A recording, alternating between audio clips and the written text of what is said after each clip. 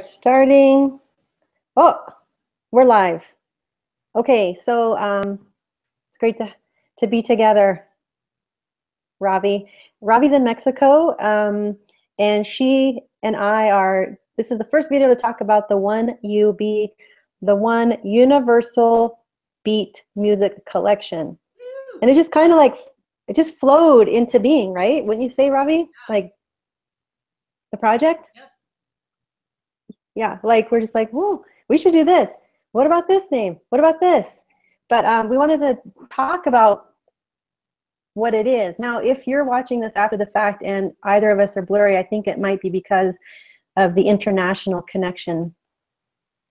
But the content is so great, right? Just listen. It's probably better anyway, eh? Yeah, and I brought my coffee because it is the Dharma Diner, and I actually have pie. I finished mine already, so Oh, you did? Your coffee or your pie? both almost. Awesome. Okay, so the One Universal Beat Music Collection. I'm very excited about this project. At the same time, I myself have questions about our own project because, like for me, the One Universal Beat concept is coming from the fact there's one universal beat, there's one universal vibration, the universal laws of truth that apply to everyone generally come back to vibration and light and sound current. And then for us, you were born into the Sikh path, and so you have all this experience with the Siddhi Guru Granth Sahib, which is the containment of vibration into a Gurumukhi language. I may be saying everything wrong, but it's like a living guru because of the vibration. Because when you speak the words, it hits things that create a vibration that makes it a living guru. And like, I wasn't born a Sikh. I really don't know anything like that I could say really well that would sound good about the philosophy. I just know in my own being that when I was introduced to Sikhism through Kundalini Yoga, and in Kundalini Yoga, they use a lot of the Shabads in the meditation, or they use pieces of the Shabads in the meditation. And so I would do it, and then I was like, and this might sound, I don't know if I've ever told you this, Robbie, but I was really creeped out by it, actually. I was like, oh, I don't know what this sound is. I don't know why I'm drawn to it. And I actually didn't want to hear it, but then I kept thinking about it and I kept being drawn to it more and more. And I have to tell you really quick, one morning we were doing early morning meditation with my yoga teacher, and she had, and I would kind of went into like this meditation because it's like 4 a.m. And all the kids, all the people that were meditating together said, after we were meditated, they said, why did you get up in the middle of the meditation and walk into the room where the Siddhi Guru Granth Sahib was? And I said, I didn't do that. And it's like, no, we all saw you. We all saw you got up and you got up and you walked in there and closed the door. And I was like, whoa. So like this deep, I mean, I think that's the only special thing that's ever happened to me that someone said, like I had an experience, but I don't even remember having the experience. But something in me was drawn to the Siddhi Guru Granth Sahib. But I'm not very well educated about it. I just know that I love the sound current. And then at the same time, not wanting to be a part of a structured religion and really knowing that we are part of one thing. I don't want to limit myself through one Shabad or one sound current. So like it's like, so I just want to just throw this on the table. This is a big topic, and that's my introduction to the topic, which was really rough, but I think that's okay. I think people who will watch this will be familiar enough to know what I'm talking about. Right. So Ravi, you talk and make it all sound good. Well, it's interesting. Well, first thing is because you have the earphones on, is the sound coming through for the recording? Oh, oh, yeah, it Maybe is. unplug Because when I'm talking, the little green thing's going dee, dee, dee, dee. but does Hello, hello, I did once a recording and I just thought about that as you were talking, that you never heard the echo hello. because it's in the earphones. Hello. Ha. No, it's working.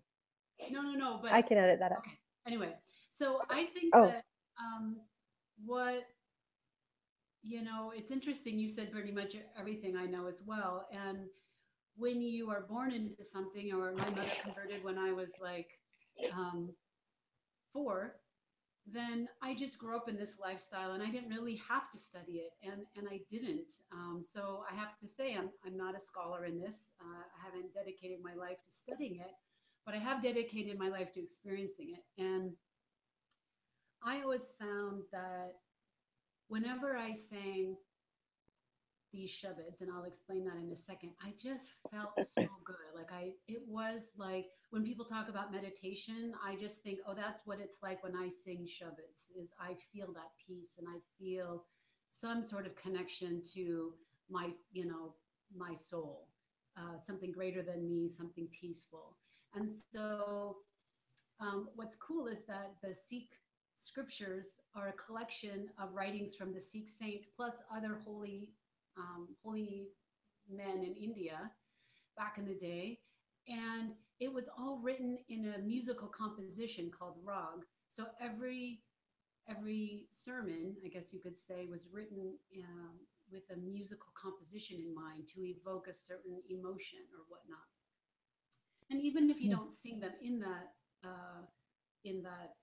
rag, you still have this incredible vibration of, as we all know, like as you were explaining, it does connect everybody, and the words resonate and have such an effect just by hearing them or speaking them. And I've always really related to that. So that was my motivation to do this project, was to share that. And then the thing that I find that rarely is I couldn't tell you what any of them meant. Any of the shabeds, any of these. So a shabed is a part of that writing, like a stanza or a paragraph or a poem.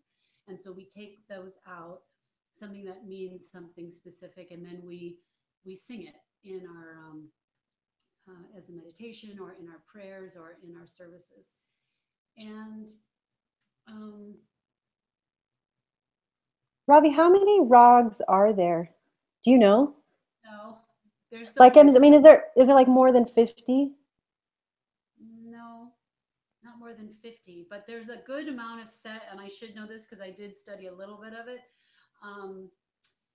But then there's like subsets, and it's just a certain way that the notes is super. Oh my God, if people study rag, they're gonna like freak out at what I'm saying, but it's basically. No, I know, right? No, but that. But I think what you said, what I loved, is that the rag was designed to invoke an emotion. Yeah. Is that true understanding of? Yeah. Okay. So, and in the yoga world, we were taught that the Gurmukhi language that's within the Siddhi Guru Granth, right, was designed so that it would hit certain places in the mouth to produce a chemical reaction, or in order to get people to a certain state. Mm-hmm. Well, I think that's true of so many ancient texts, quite frankly. And that gets to another bigger question of ours, or our discussion, or what motivated us to do this project, is that, Sikhs believe there are many paths to one God. And so this project was sort of born as like, well, that translates to all the music as well. Like there is one universal God, there is one universal beat.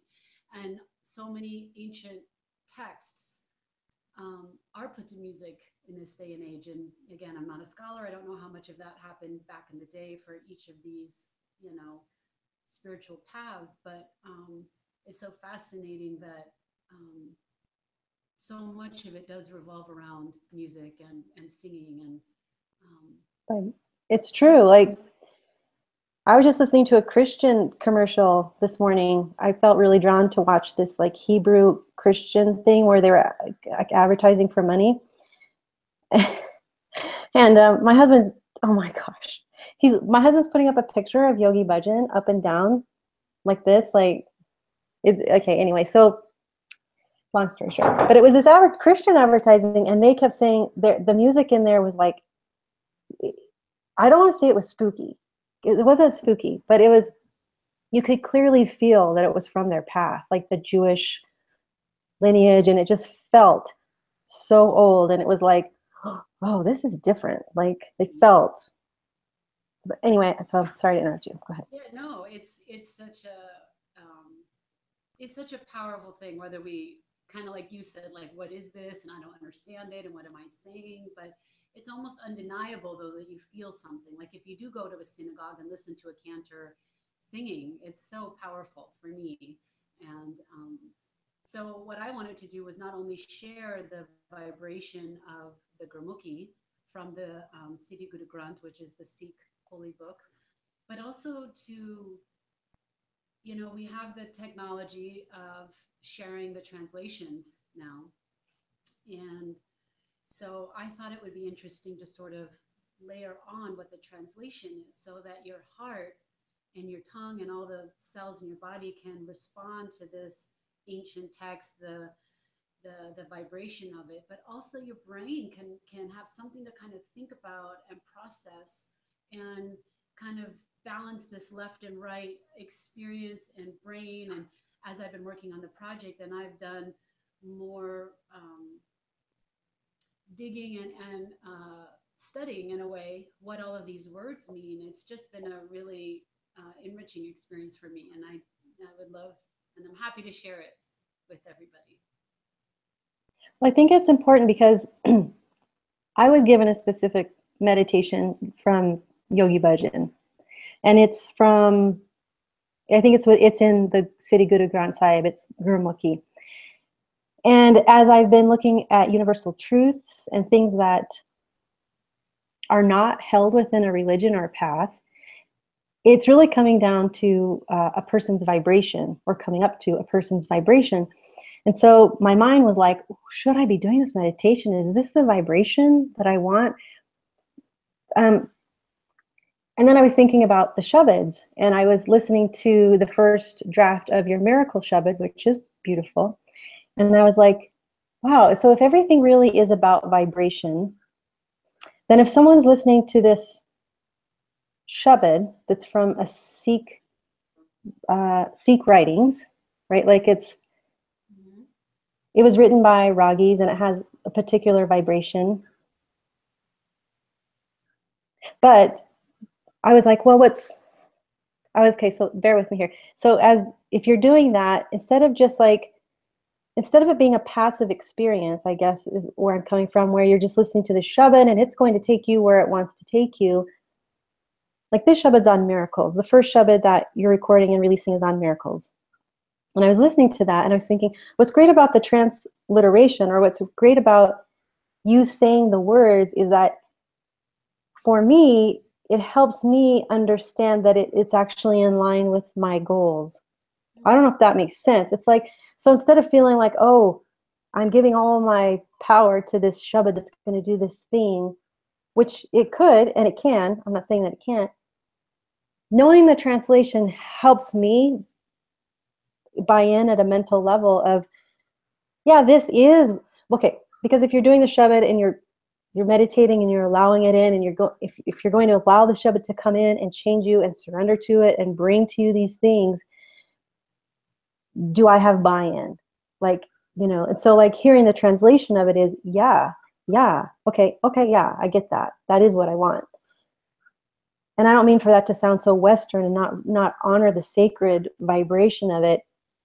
It's more that as I study the law of attraction and realizing everything is vibration, I'm beginning to question vibrations. Like, so when that Shabad was written, what was the intention, or what was is that a vibration that I want? Like, I'm becoming more conscious and making more choices rather than just being like a passive allowing experience, I guess.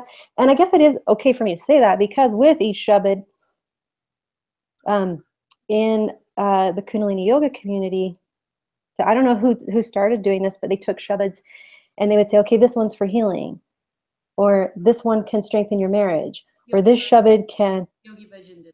Yeah. So he introduced the concept of just taking these texts and saying you can actually focus in on the essence of it and how it can, change your destiny or, your own vibration, as you were saying.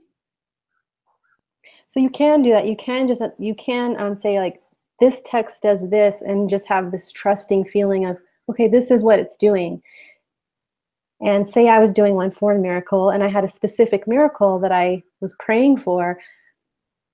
I could be feeling the essence of this vibration and this shabad, and mentally keep that miracle in mind, knowing that that shabad and that vibration is bringing forward all of that.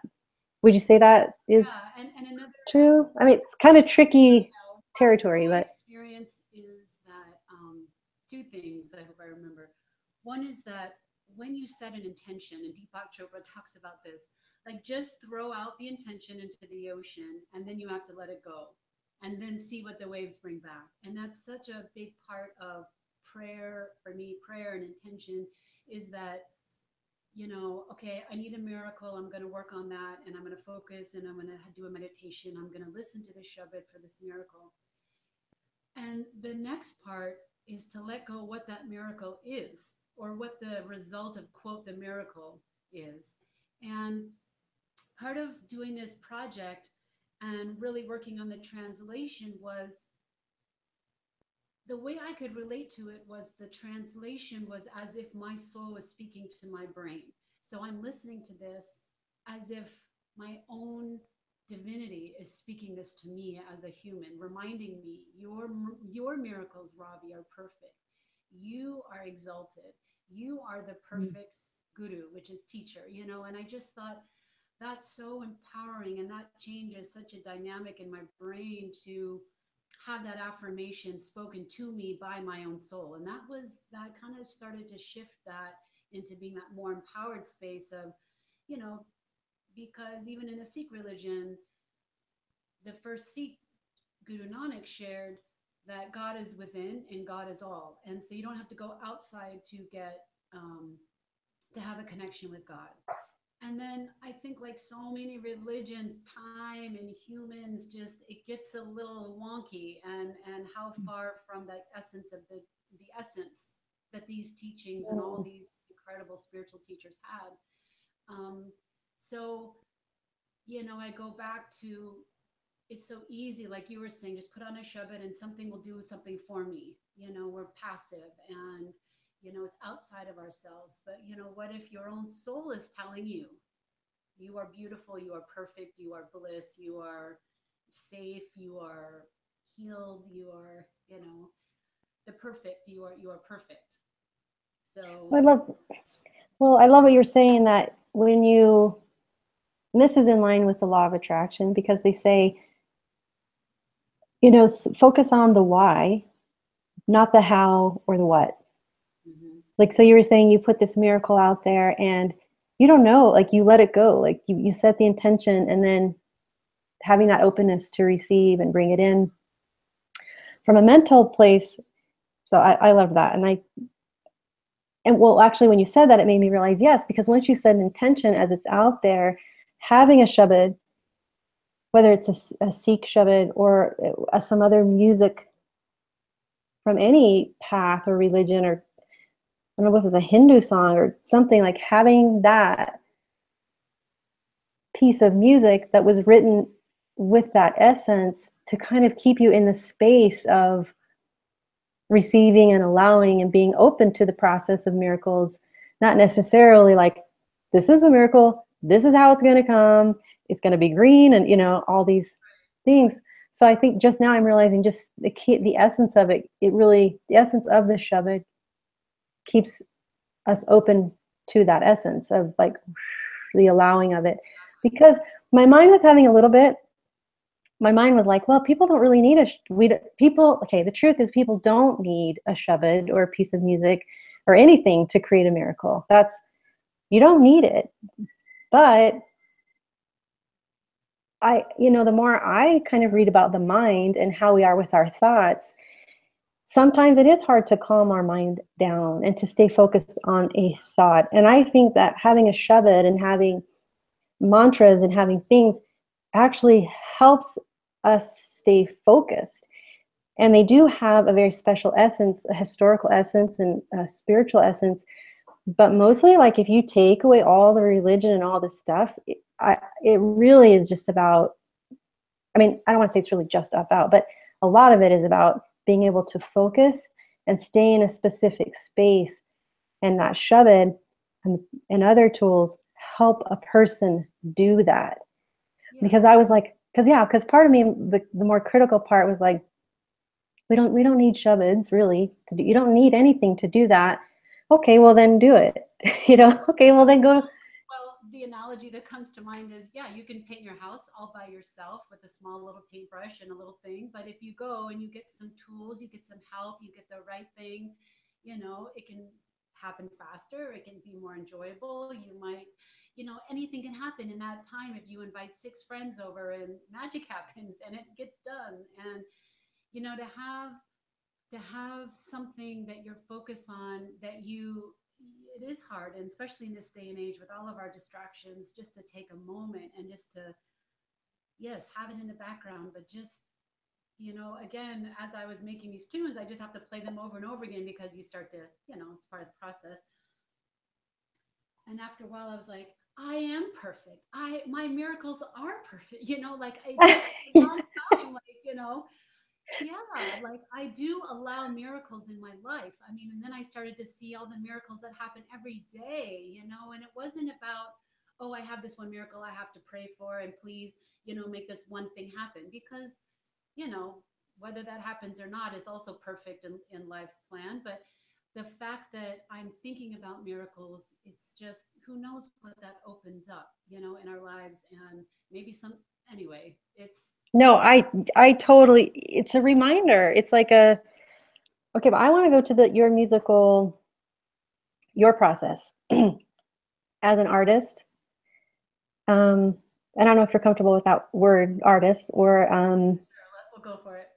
okay, just um, because I've known you for like over 20 years, and so I know you as a spiritual, as a musician, and I've seen, like, if you don't know Robbie, she can do like anything: bake, sew, sing, exercise. I mean, just name it, you can do it. But I know what it's like well, I've seen from behind the scenes, I've seen you struggle a little bit with your creative process, or not you haven't struggled with putting it together, but struggled with your own kind of mental process around it. And would you be willing to share a little bit about that, or is that too personal? No, I think, you know, singing for me. So when I saw, I'll just get me back on track if I forget, but when I saw that movie Amadeus, do you remember that movie? Oh, that was awesome. Yeah. So I don't remember the guy's name, but he was the one who was teaching Mozart and Amadeus, and Mozart, whatever. And he has this incredible passion to sing, and he takes the image of, I think, Christ on the cross over in his bed or something, and he throws it in the fireplace. And he's just so distraught. He said, "You gave me the passion, but not the skill, and you gave this stupid idiot the skill, but no passion." And I was sobbing in that scene, because I felt like that's me. I love singing Shabad so much, but I can't do it. Like, I don't have this incredible voice that, I can compare to other people who just rip your heart out with the pure tone essence, and I started singing when I was 11, and I went to school in India soon after, and we were in these big parades on the back of a truck with, like, just hundreds of thousands of people, and they're all singing, and everyone, and and we're this little group of young kids, and we're just like shouting at the top of our lungs singing. And that's my experience, and that's how I sort of, that's my foundation of singing kirtan, is this like super powerful and just with tons of energy. And that's fine. And, singing live, you hear a little off, but then you're done. But so having to put this in a track that someone can listen to over and over again and start to hear like, oh, that was off, or it's been it's really been pushing that the confidence of, you know, I can't do it. I'm not good enough. And so that's been an interesting challenge. Well, I wanted and the reason I brought it up is because the person listening to it, and I know you'll agree when I say this, but anybody who's listening to anything, like you can hear the realness or the truth behind it. And I feel like our souls are so hungry for authenticity. And I know you've probably heard a song sometime where like the person sounds horrible, but you can just like hear like what they're feeling inside of them. And more I'm like, that's what people crave. People just crave the intention behind that. And also to put yourself out there with your music, me putting myself out there and just wanting to do something to share truth with people, this ability to put ourselves, and hopefully other people will be inspired to put themselves out there, never be perfect. It just, that's not the goal, you know. The goal is to just like, maybe the goal is just to love ourselves enough and to know we're good enough and equal in all ways to be an expression of this beautiful divine energy. So I'm so thankful that you're in that place of sharing. And well, I think the miracle mantra works because it's a miracle I put it out, right? So it works. woo-woo. So the miracle mantra will, we're going to be putting there's going to be a free download of one version. And then is there two other versions or one other version? Yeah, so the Shabad is like a poem, and the free one we're giving is just one recitation of this poem, of this paragraph, and the translation is over it. And then to purchase is actually singing it as a song, which is what we do when we go to verses and back to the chorus and the verses, and there's like a little mantra chanting part in the middle. And then the other version is I did one of the technologies that we do, Yogi Bhajan introduced, was to repeat something 11 times. And that can also kind of help lock it in, whatever it is. And so I do an 11 recitation track where it's pretty quick. There's not a lot of sing-songing. It's just pretty straightforward. The translation is over it, and it's 11 times. It takes 11 minutes. And so if you wanted to do it as an actual meditation, you can use that one, or you can just play the Shabad as a song. And yeah, and this, what's fascinating is Ravi has a whole spreadsheet actually, and there's so many Shabads in so many different areas. That's what inspired me on the Dharma Diner website. So the One UB music collection is being hosted at Dharma Diner. They're kind of separate things, but they're working together, I guess you could say. But the categories that I saw that you have Shabads for are that will be rolling out over the month's time, right? Are in the areas of health, money, relationships, personal practice. And some of them, of course, cross-pollinate. But I think it's exciting because people do have specific things they need in those particular areas of their life.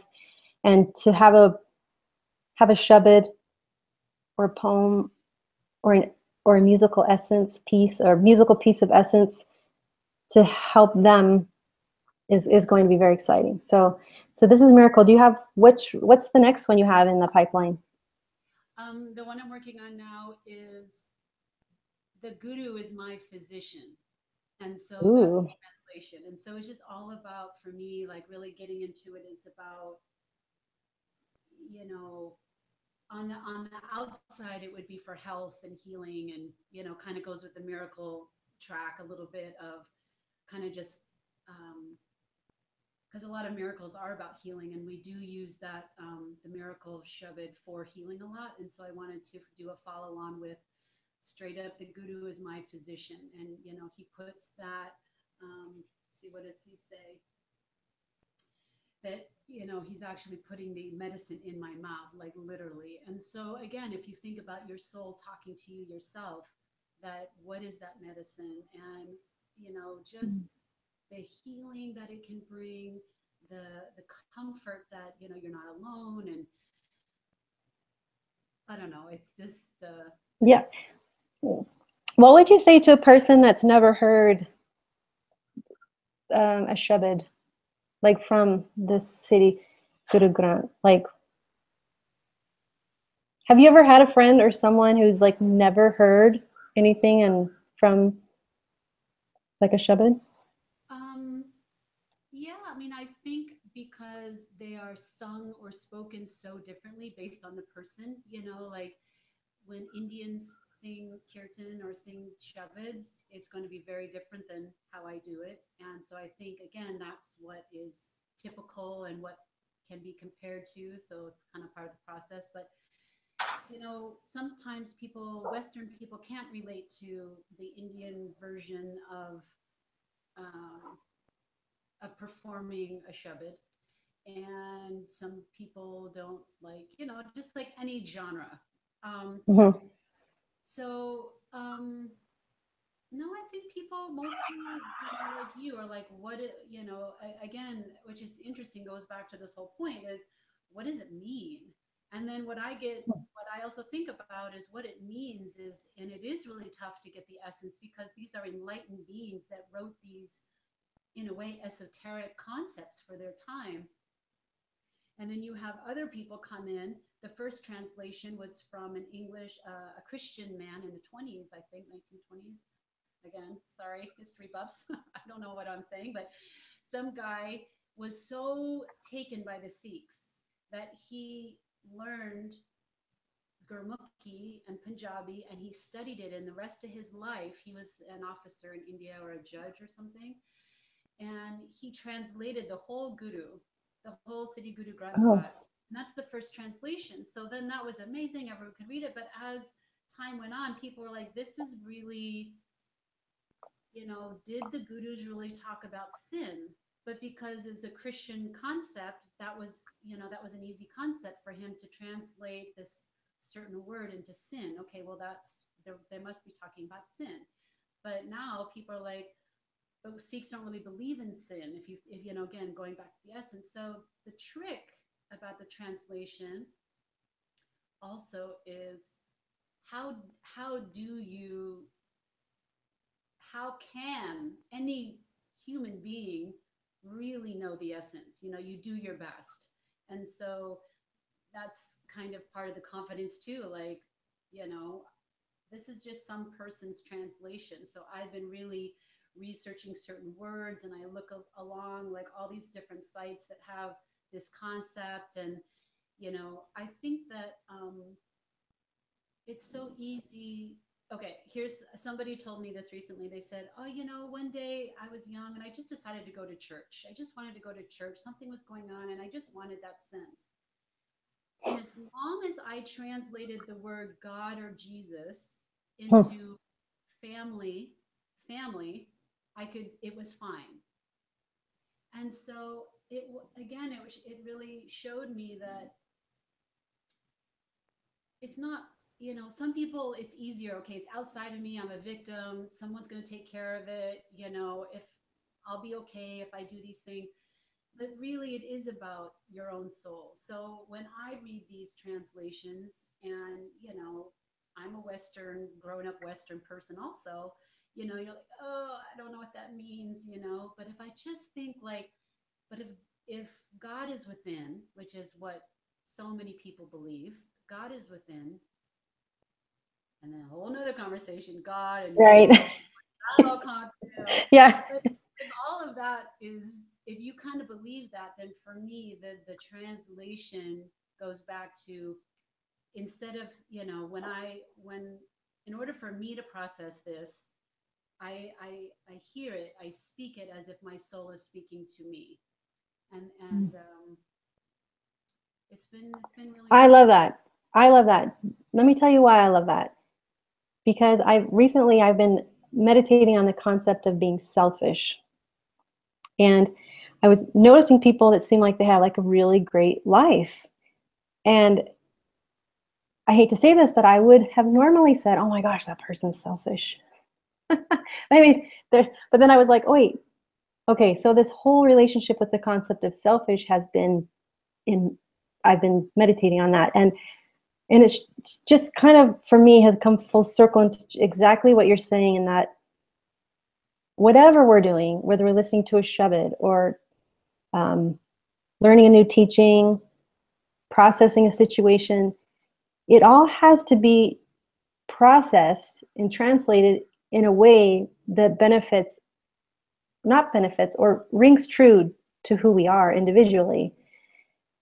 So a person could say that's selfish. Like with my kids, when they get home from school right away, I'll say something like, "Okay, do your homework right away. Let's get this done." But that may not really be what's true for them. And I've been talking to them about being selfish, but in a good way. And I'll say, "Okay, we're home from school. What would you like to do, assuming we can get your homework done by 7:30?" And it's been really interesting because just to see them kind of like go inside of themselves and say like, "Oh, I feel like this," or "I feel like I want to play a little game," or "No, I'd like to get my homework done right away."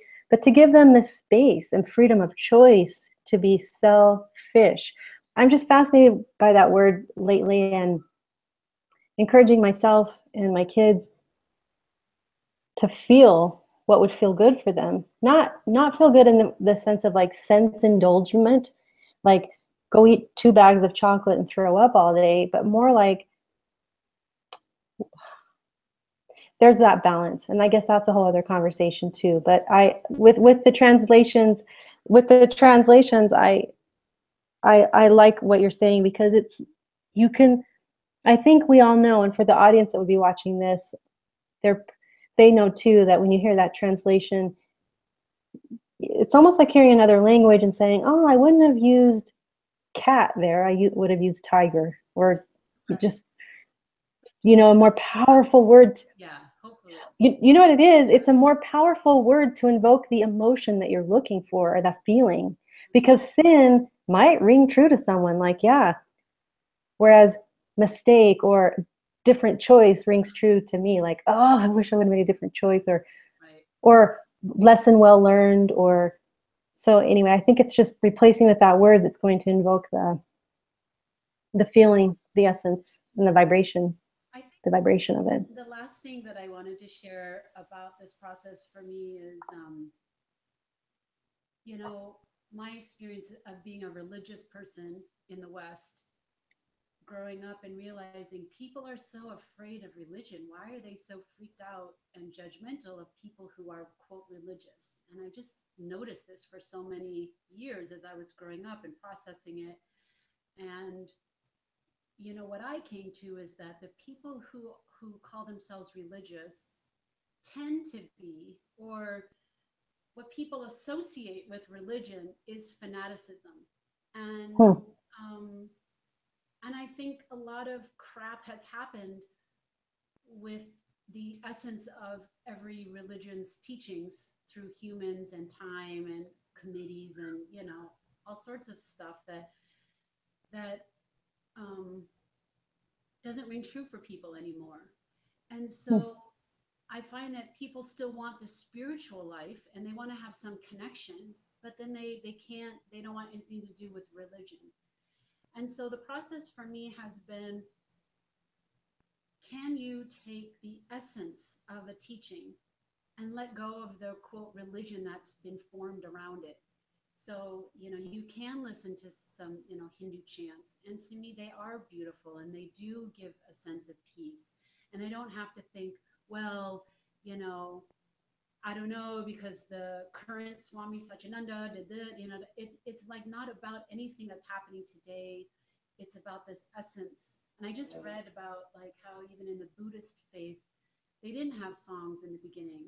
And then slowly the monks, started the chanting, and even they kind of incorporated the voice and the singing and the meditative aspect. And I just think it's important to think about also not throwing the baby out with the bathwater, whatever that Oh, concept. yeah. But yeah, religion is really messed up in this day and age, in my opinion. And aspects of the Sikh religion seem nothing even remotely close to what I understand are the essence of our religion to be. And so I love just getting down to that, like not feeling like it is a Sikh. There's no denying this is a Sikh Shabad. These are Sikh scriptures, but it can still support your spiritual practice. It can still support your spiritual journey within yourself and within your soul and whatever your goals are and whatever your needs are. And that goes back to our project, that there's one universal beat, I just love that every heartbeat is, we're all made from one God, and that this music can support us, can unite us, can connect us. And I love that about this project. You nailed it. You just did like a commercial for the One UB music collection, because that's it. What's fascinating though, when you talk about religions, none of the founders, or maybe one, wanted it to be an organized, structured religion of any religion. That's my understanding. Is that most people, most like Guru Nanak, it wasn't like, oh, I've had this realization and now I want to get this community. Yeah, that's why I love Guru Nanak so much. No one is higher or lower.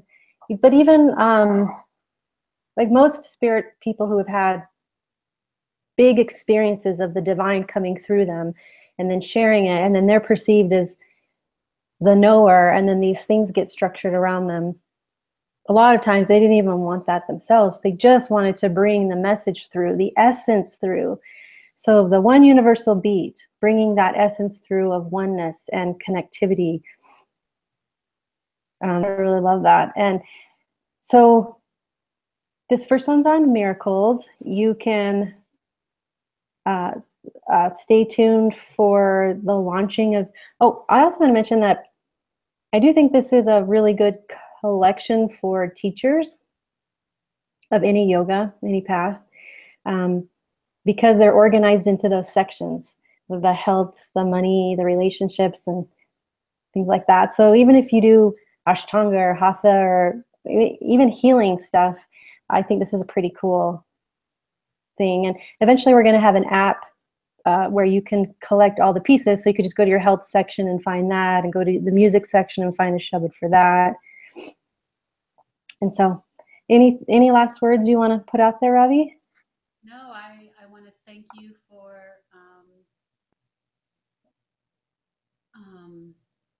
I guess lighting the spark under this project, and I'll always be grateful to you for that. So thank you, and I'm excited to be doing it with you. I'm really excited. I'm glad you're doing it, and I think as a creator, I'm glad you're pushing past all and any fears that you have to, it's because we change people's lives even if we don't realize it, and so to just realize that, I'm glad you're doing that. And so the One Universal Beat, the One UB collection, you can see it just talking to the people out there, the One Universal Beat collection. You can check out dharmadiner.com. And if you want to follow us, you can subscribe to the YouTube channel, which is great because they just, every time something's posted, it kind of pops up and shows you that something's there. There's a lot of great TV channels you can check out. And again, the One Universal Beat, the One UB music collection, the first one is miracles, and the next one has to do with healing. And you can keep us posted. And if you want to get on our email list, you can go to the website, and we'll just keep you updated, so you don't have to feel like you have to check back or anything. So Ravi, enjoy your day in Mexico. Well, she lives in Mexico, yeah? Yeah, see? And she's inviting everybody there. I do see like some kind of like retreat thing happening there. That would be really fun. You could do a 1UB music retreat. Yeah. No pressure. Okay. All right. So we'll keep talking about it. I think as we roll this project out, we'll have other realizations and feedback. And after, if you're watching this and you've already heard one of the mantras, give us some feedback. And maybe there's a topic that you might be struggling with in your life that you love a little bit of musical support with, and we'd love to hear how we can help serve you. All right. Well, okay. Well, ciao for now. Bye. Bye.